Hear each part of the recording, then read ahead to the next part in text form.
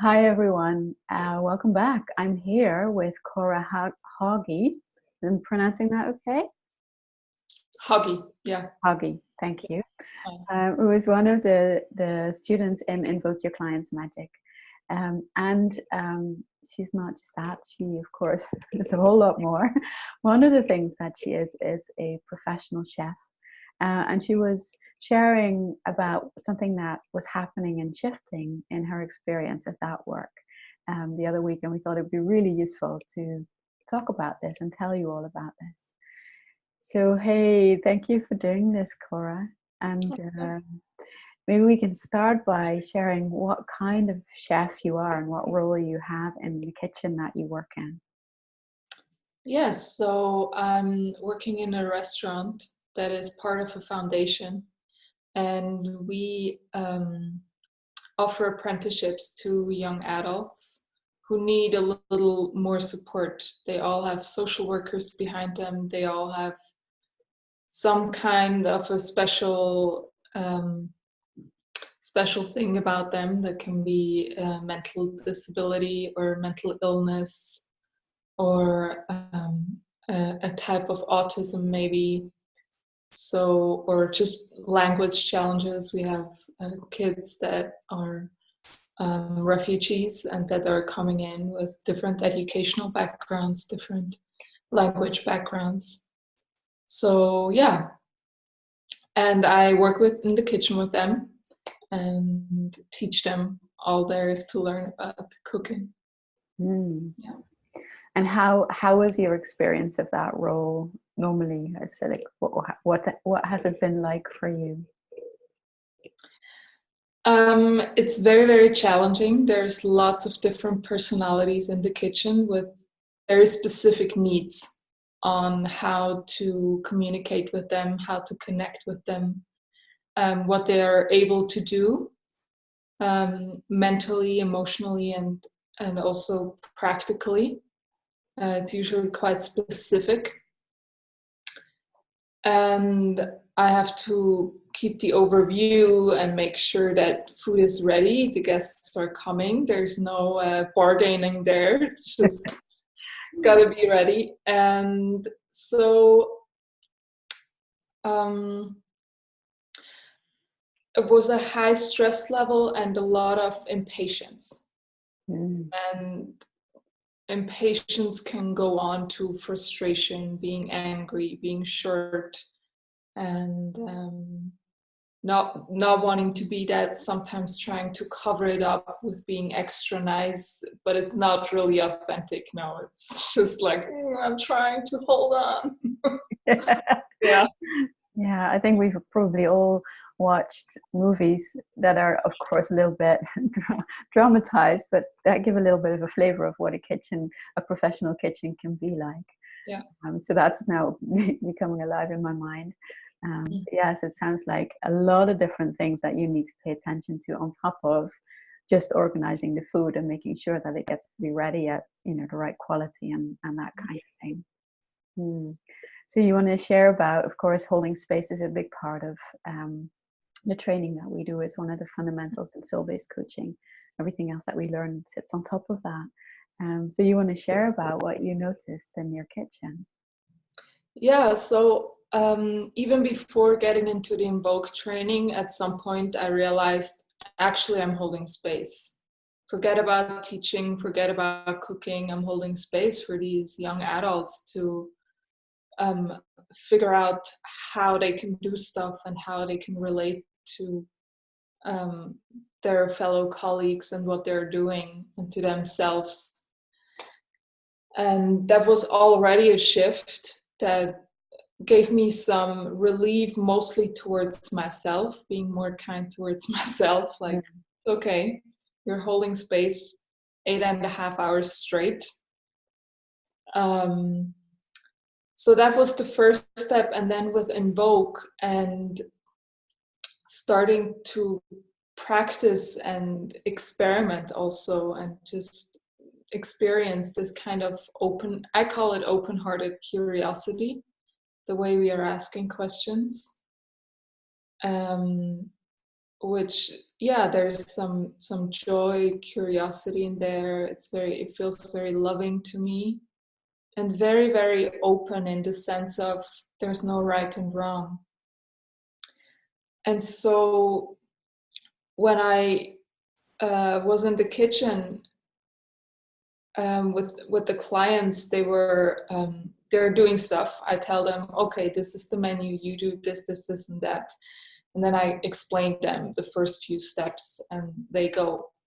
And of course, I go to check.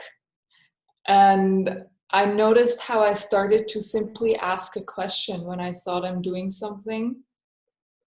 Either when it was great, and I was like, oh, wow, this is like great how you're doing this. Or also when I was like, I told you to do it differently. This is not what I want. This is not what's needed. And so instead of going like, why didn't you remember? Or listen, this is like cool, but it's wrong. I went, so why are you cutting this vegetable like this? Genuinely curious why. And I'll get an answer, and it's usually really interesting. They have some kind of thought process, some kind of reason behind it that totally makes sense, even though if it's absolutely not what I asked for or what is needed for this dish. And yeah, that creates for a lot of funny situations, like really interesting to see into their mind and to their process, how they work, what's important to them, what do they hear, what don't they hear. And then it opens up space for me to say, well, this is cool. Unfortunately, it's not what we needed and not what I asked you for. So in that situation, that would be great. Can you please redo it or please swap it up somehow? But yeah, there's a lot of spaciousness. And that spaciousness is both in yourself, I think. Yeah. Are you also noticing it with the others, with the other people? Yes. Yeah. They have more space to also accept when I say, oh, this is really not what I said. I notice it with them as well. They go like, oh my God, oh, I'm sorry. Or, aha, okay, so how do you want it? They're taking it less personally. It's less of a drama. Yeah. Beautiful. Yeah. And what you're sharing is that you're bringing the modeling that we do in soul-based coaching. So the way that we're trying to work out, so how does this all operate for this person? How does this all work? You're bringing that curiosity into the kitchen, which is just a beautiful thing. And I love that it's happening just because it makes sense to you, right? It's not something that you went in to plan and do, No. but this is a natural continuation of the skills that you're learning. And I love how you're bringing that open-hearted curiosity into these situations, which can be quite stressful. I can definitely imagine. Yeah. And so, what happens to the level of stress once you've started doing this? Yeah, there's a lot more. There's much more a sense of ease and of trust, even. Because the kind of trust of they are doing what is right for them, completely independent of what they're supposed to learn, what the menu is supposed to turn on.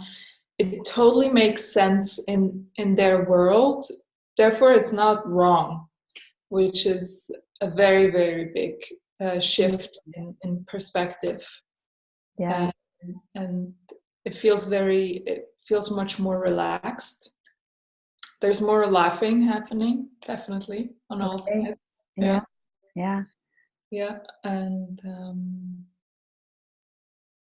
yeah, definitely less stress with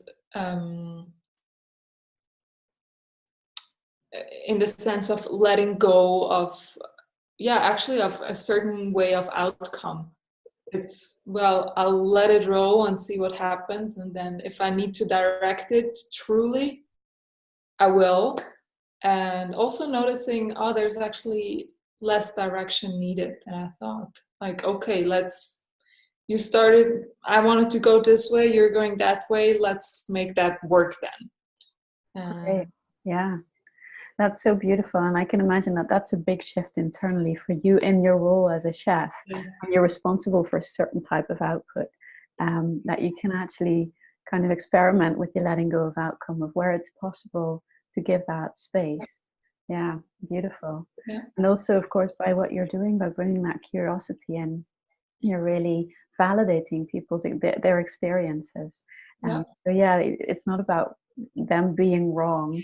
It's about, will this work for this dish that needs to be created? Yeah.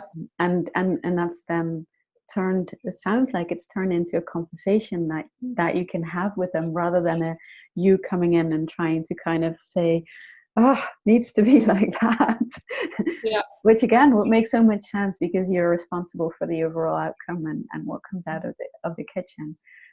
So I love this example so much, because it really shows us that there are so many places where we can bring this open-hearted curiosity, this potential for holding space. We can just use it, and it just kind of frees up so much energy, doesn't it? It's like, Yeah. as you're saying, the trust and the ease and the spaciousness, like they can, yeah, we can take them to a lot of places that we're not as aware of yet. Yeah. Beautiful. This is why I love your story so much, and I love hearing you speak about it in your words as well. Thank you. Is there anything, like, if anybody's watching and thinking like, oh, I'd like to bring some more of that into a situation that I'm in, what would be the one thing that you would recommend them to pay attention to?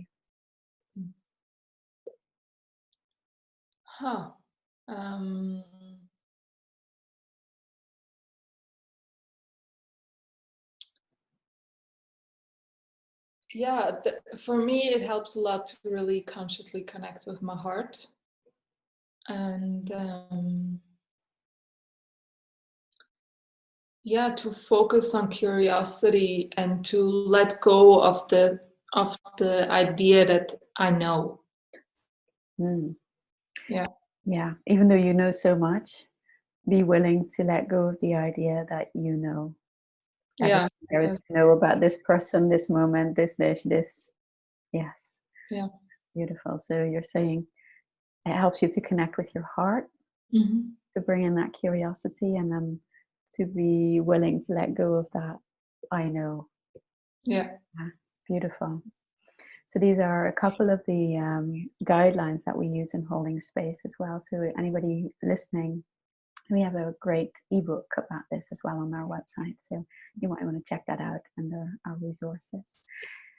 All right. Thank you so much, Cora.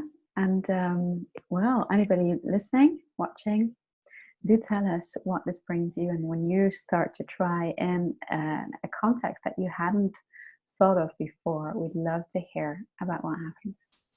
All right. Thank you all very much for watching.